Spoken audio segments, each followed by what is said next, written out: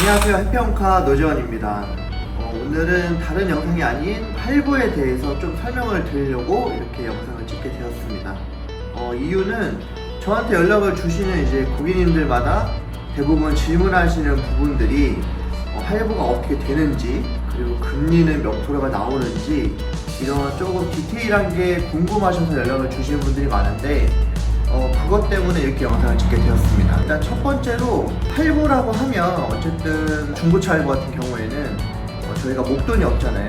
그리고 대부분이 그 현금을 제내놓고 지내신 분들이 많이 없어요. 그래서 할부를 대부분 쓰게 되는 경우가 많은데 자동차도 요즘은 이제 금액대가 많이 비싸기도 하고, 그리고 목돈이 깨지는 경우가 많기 때문에 할부 이용하시는 분들이 많은데 이런 할부라는 개념이 돈을 나눠서 내는 게 할부라고 보시면 되는 건데, 일단 할부는 처음에 순서가 있어요. 뭐냐면 할부 조회를 먼저 해보시는 게 좋고, 할부 조회하면 웬만한 이제 금리적인 부분, 이율적인 부분이라든지, 그리고 할부 한도가 발생하는지 안 하는지를 확인할 수가 있는데, 어떤 차종을 구매를 하실 건지, 그리고 몇 년도의 차량을 구매를 하실 건지에 따라 그 DB 값이라고 하는데, 이런 DB 값이 좀 다르게 나와요. 그래서 조회를 해볼 수밖에 없는 부분인 거고, 저한테 연락 주시는 이런 고객님들이 대부분 조회는 안 하세요. 네, 이제 요즘 하도 이제 사기가 많다 보니 이런 조회에 있어서 좀 부담스러워 하시는 분들도 많고,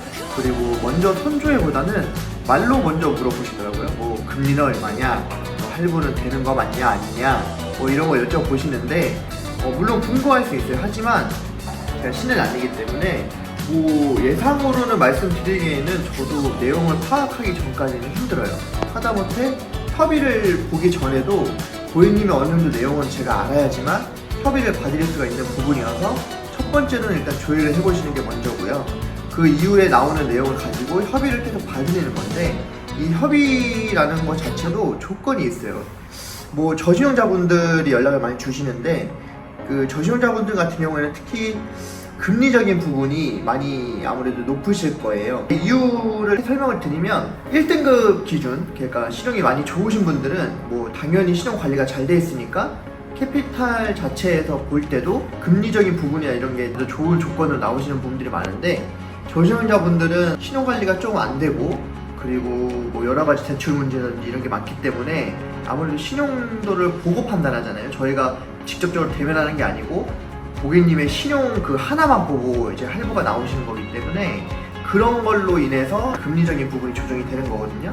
그래서 신용이 안 좋으신 분들은 당연히 좀 어느 정도 금리를 감안을 하셔야 되고, 차량을 구매하실 때 계열수라든지 이런 것까지도 이제 반영이 되기 때문에 좀 참고를 하시고 차량 구매를 하시면 될 것 같고, 금리적인 부분이나 이런 거에 있어서 당연히 저신용자분들은 저는 추천드리진 않아요. 제가 솔직한 입장으로 말씀을 드리면, 왜 그러냐면 제가 여태까지 차를 판매해왔던 경험상으로 말씀을 드리는 건데, 대부분 저신용자분들이 신용이 안 좋기 때문에 차를 사시는 거에 있어서 금리가 엄청 높게 나와요. 평균적으로 15%, 14%, 조금 높게 나오시는 분들 하면 19%까지 나오시는 분들을 봤고, 이제 평균 그냥 조금 괜찮다, 보통이다 하시는 분들도 9%에서 11%는 기본적으로 나오시는데, 이렇게 나오는 이유는 좀 전에 말씀드린 것처럼 신용도에 관한 문제고, 신용도만 보기 때문에 그렇게 나오는 건데, 일단은 요즘 또 최저금리가 올랐잖아요. 저희 어머니가 차를 사실 때 이제 3.2%를 쓰셨어요. 중고차인데도. 저희 어머니 같은 경우는 1등급이고 신용도가 엄청 좋으세요. 집도 있으시고 재산도 있으시고 연체는 당연히 없고, 일반적인 신한마이카나 그리고 KB은행권으로 이제 제가 할부를 좀 도와드리려고 했었는데, 오히려 현대캐피탈에서 더 금리가 낮게 나왔어요. 캐피탈이라고 해서 무조건 높게 나오는 건 아니다. 하지만 평균적으로 높을 수는 있죠. 왜냐면 캐피탈이니까. 1금융은 이제 고객님들이 아시는 것처럼 무슨 은행, 신한은행이나 KB은행이나 하나은행이나 이런 쪽의 은행인 거고, 그게 1금융인 거고, 2금융이라고 하면 이제 우리가 흔히 얘기하는 캐피탈들, KB 캐피탈, JB 캐피탈, 이런 그 캐피탈들이 있잖아요. 이제 이런 거를 2금융이라고 하는 거고, 그 외적으로 3금융, 4금융이라는 표현은 사실 맞진 않아요. 4금융이라고 하면 이제 고객님들이 아시는 것처럼 대부업. 근데 이제 대부는 취급을 하진 않아요. 그리고 또 한 가지는 연체자분들이 할부가 가능하냐 이렇게 물어보시는 분들 계신데, 연체 중이신 분들은 어딜 가셔도 안 나오세요. 이거는 뭐 불법적으로 해도 안 나오시는 게 맞는 거예요. 왜냐면 연체기 때문에 신용도를 당연히 보고 판단하는 거잖아요. 그래서 당연히 안 나오는 거고, 또 한 가지는 그 회복 중이나 파산분들은 간혹가다 이제 그런 상품이 딱히 있는 건 아니지만 나오시는 분들이 있어요. 뭐냐면 회복 회차, 그러니까 회복이나 회생하시는 분들 회차가 있잖아요. 그거를 이제 전체 회차 중에 30% 이상을 이제 납입을 한 이후에 협의로 볼 수는 있어요. 근데 이제 그것도 100% 나오시는 건 아니고 어느 정도 협의 절차가 좀 필요한 부분인 거고, 파산하신 분들 같은 경우에는 면책자분들, 면책 받고 어느 정도 신용도가 좀 살아나신 분들만 가능하신 부분인 거고, 이제 웬만한 저신용자분들 같은 경우에는 뭐 7등급, 8등급, 9등급, 10등급 이런 분들이 저신용인데 10등급부터 얘기를 드릴게요. 10등급은 할부가 웬만하면 아니라 안 나와요. 안 나오는 게 맞고요. 왜냐면 신용이 죽은 거라고 보시면 돼요. 어떻게 보면은 불량이고 회생이나 파산분들보다도 안 좋은 거예요. 왜냐면 불량을 계속 갖고 꾸준히 그냥 불량 상태를 유지하시는 거기 때문에. 그리고 9등급도 마찬가지고, 이제 7, 8등급 분들, 7, 8등급이신 분들 같은 경우에는 처음에 조회를 할 때 방향을 잘 잡으셔야 돼요. 뭐냐면 할부 조회를 하기 전에 제가 신용이 안 좋거나 이러면 당연히 할부가 안 나오잖아요. 근데 처음부터 뭐 여기 나오겠지 저기 나오겠지 이렇게 생각하시고 여러 군데를 조회를 하시거든요. 왜냐하면 한 군데 했을 때 안 나오기 때문에 또 다른 군데를 또 조회해보고, 여기도 당연히 안 나오기 때문에 또 여기도 조회해보고 한단 말이에요. 그렇게 되면 과다조회라는 안 좋은 그런 게 생겨요. 그러면 과다조회가 걸리게 되면 풀 수가 없어요.